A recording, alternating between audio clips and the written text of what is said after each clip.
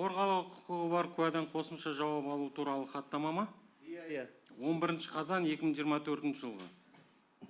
11 сағат 10 минуттан 12:32-ге дейін.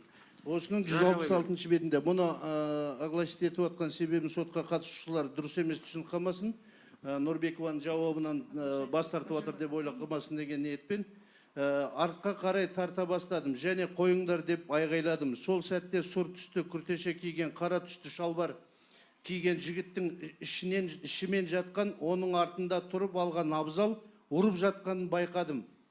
Бұл жерде көрсетілмеген немен ұрып жатқанын байқадым. Сөйтіп өзімді жаман сезініп тұрып қалдым. Содан кейін жауап алу хаттамасы біткеннен кейін тергеуші нақтылау туралы сұрақ қояды. 167 бетінде. Жауабыңызда абзалдың ұрып жатқанын айттыңыз. Соны толық сипаттап айтып бере аласыз ба деген сұрағы тергеушінің 167 бетінде. Жауап: мен жүгіріп бардым. Сол жерде жатқан адамды теуіп жатқан қара түсті куртка киген жігіттің иығынан ұстап кері тарттым. Қойыңдар деп айттым. Үстінде сұр түсті кофта бар, асты қара түсті шалбар киген жігіт ішімен жатқанын көрдім. Ал абзалдың жоғарыдан төмен қарай серме бұрып жатқанын көрдім. Қолында не болғанын байқаған жоқпын. Жердегі жігіт үндемей жатқан болған. Мен содан шошып кетіп тұрып қалдым.